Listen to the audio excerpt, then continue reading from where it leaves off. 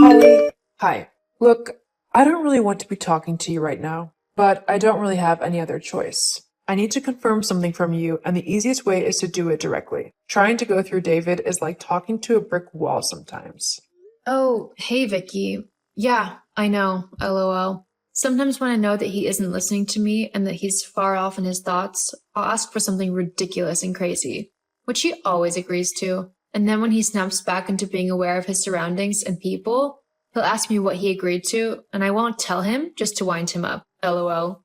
I see. So, what you're telling me is that you often take advantage of my son to get whatever it is you want, as he's often deep in thought and can't process whatever inane thing it is you're requesting at the time. Have I got that right? Huh? Oh, no, not at all. You don't need to worry about it seeming like I'm bullying him or taking advantage of him or anything. Everything I ask is always just small and innocuous. Like, the other day, I asked him if he would buy me these really nice shoes that I've been looking at for ages. Obviously, I wouldn't actually make him buy them, though. And I always tell him what I asked eventually, if he doesn't remember. So, you don't need to worry that your son is being taken advantage of. I would never do anything like that to him. It's just kind of like a little teasing game between the two of us. Okay, great. I didn't really need all that info. I'm not stupid. I understand the concept of couples having their own little jokes and that they aren't being horrible to each other. Oh, okay. Great. I just didn't want you thinking that I'm a horrible person or anything like that. You seemed kind of annoyed or upset at first there. Trust me, that ship has already sailed. Huh? What do you mean? You think I'm horrible? Is that really important right now? Look, like I said, I don't really want to be talking to you, but I need to confirm whether or not you'll be coming to this dinner that I'm putting together for David's birthday. I need to confirm the numbers at the restaurant ASAP. So, you need to tell me now. Oh, what dinner is this? God, how dim-witted can you be? It's the one for my son's birthday. I literally just said that. Oh, yeah, I saw that, but I was just a bit confused because David's birthday isn't for another 2 months yet. And? Is that a problem? Well, it's just people usually celebrate people's birthdays on the day that they were actually born, not 2 months earlier. LOL. Well, I won't be in town in a couple of months' time, and I want to spend some time with my precious little boy for his birthday. Is that okay? Or are you suddenly the birthday police who make sure that people don't celebrate birthdays before their designated days? Oh, no, it's not a problem. I mean, I just didn't know you were going away. Yes, well, I am. Or do I need to run every little detail of my life past you before I can do anything? Huh? No, it's fine. I'm sorry for offending you. So what's this dinner all about then? When is it? Is there a special outfit code or anything like that? God, don't you listen? It's for David's birthday, so it will be this weekend. I'm booking it for 8 p.m. at the Jeweler's Inn, and seeing how that restaurant is one of the fanciest in town, you will have to dress up a little bit. The Jeweler's Inn? Yes, is there a problem with the pub now? Does it not meet your standards or something? Oh, no, not at all. It's a lovely looking place, but it's just that it's a bit expensive. I've looked online before, and all of the main dishes are above $20 each. I just don't know if me and David can afford that, really. We're not exactly the richest people out there, you know. Well, you'll just have to find the money from somewhere, won't you? I want to take my son to a lovely restaurant for his birthday, so that's what I'm going to do. And you better not spoil it for me. I don't care if you have to sell some of your things or whatever, but I want my son eating at this inn for his birthday. Got it? Yes, I understand. I'll figure something out. You don't need to worry. I wasn't worried. Now, I know that might be difficult for you and all, considering all of your clothes look like things you'd wear to work in, but maybe you can make a bit more of an effort for David this time and actually go and buy yourself a nice dress. I'm sure he would be very grateful to see that he actually married a woman. Are you seriously insinuating that I'm not a woman? Well, have you seen yourself in a mirror lately? You look like a butch lesbian or something. Not to mention that all of your clothes reflect that as well. You have nothing nice to wear on a day-to-day basis, and it makes you seem like a man with the way you dress. Honestly, have you never heard of a nice summer dress or a skirt and blouse? It would do you a world of good, believe me. I'm sorry, but why are you being so rude and horrible to me? I haven't done anything to you to deserve it, and attacking me on such a personal level is ridiculous. My clothes are fine, and so is how I look. You honestly are starting to sound like a child. Yes, well, I just don't think that you're right for my son. I asked him not to marry you, but he was set on doing it anyway. Hang on, why didn't you want him to marry me? Well, let's face it, You're not exactly the most amazing woman out there, are you? In fact, you're just a normal nobody who can't really offer David much in life. If it were up to me, David would have married my friend's daughter, and then the two of them would have been set for life. Well, I mean, I can offer him lots of things in life, like a good and loving home where he can come back to and feel safe and relaxed after a hard day of work. Not to mention that I also work as a teacher, so I bring in money as well. We share all of the costs in life, so I help out a lot actually. And yet you're still on such a meager amount of money? How sad. Let's face it, you're just a burden to David. Without you, he could have done so much more and achieved so much. Oh well, I guess I'll just have to hope that his children will take after him. That way I can help steer them in the right direction in life. Okay, first of all, me and David would be the ones who decided what happened with our children if we had them. You know, being the actual parents and all, we would be the ones who decided what school they went to, what they were allowed to eat and drink, and what they would be taught at home.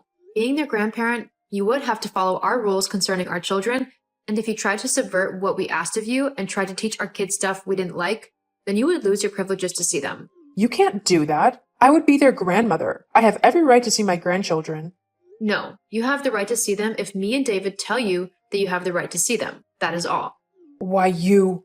Look, I really don't want to talk to you right now. So just put me down as yes, I'm coming to the meal. I know the details, so we can end this conversation here now. Goodbye. Fine. I'm done talking to such a pathetic woman anyway.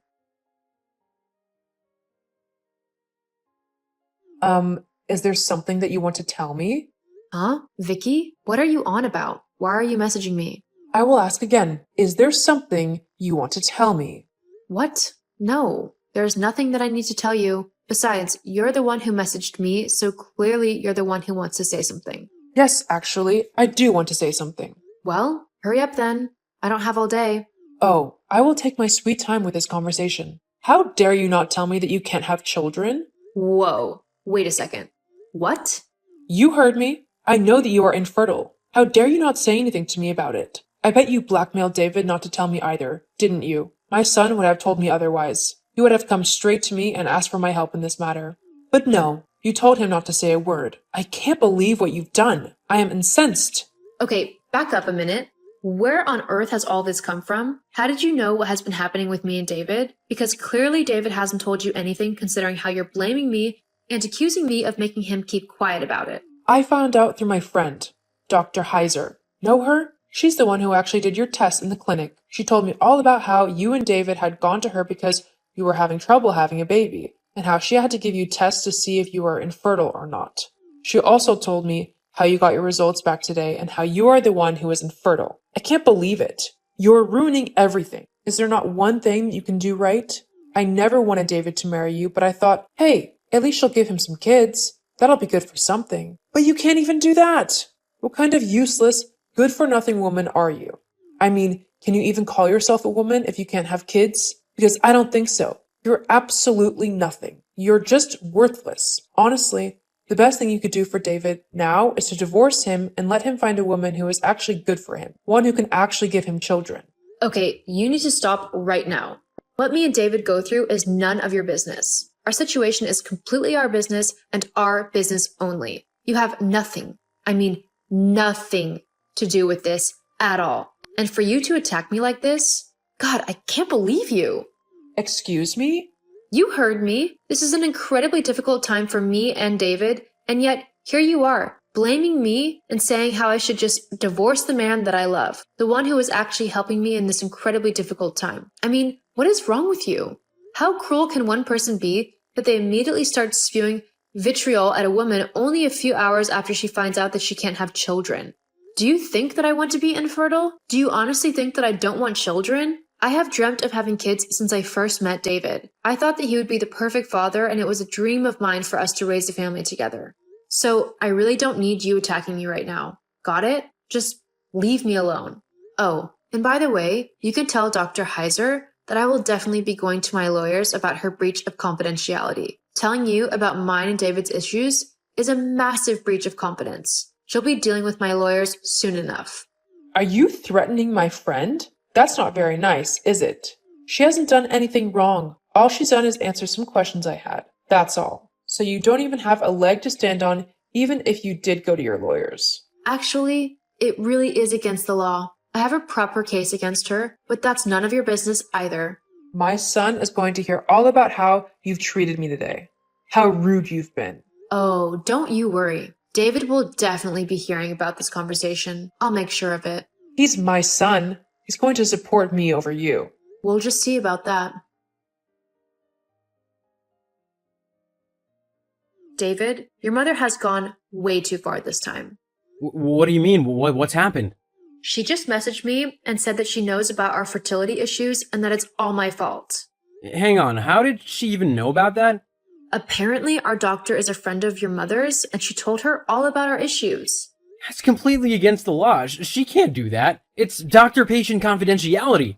Yeah, I know, but it's too late now. She's told your mom and our issues, and she went off on a massive rant saying that I should divorce you so that you can find a real woman who can give you kids, and you two can live happily ever after. Whoa, what? Now she wants you to divorce me? Yep, apparently I'm not a woman because I can't have kids. She did not say that. Right, that's it. I'm gonna have a word with her. A very stern word. Normally, I'd ask you not to, but I just can't believe she said all of that to me. You know how heartbroken I am about this. I really don't need her getting on my back about all of this. Hey, don't you worry about this for another second. I'll sort her out. You don't need to be worried that she's gonna say anything like that ever again. I want you to take all the time you need to process this information. I'll be there for you every step of the way. I promise. Thank you, sweetie. I'm sorry to just go off on you and dump all of that on you. It's okay. You got nothing to apologize for. I promise. I'll see you later then. I love you. I love you too.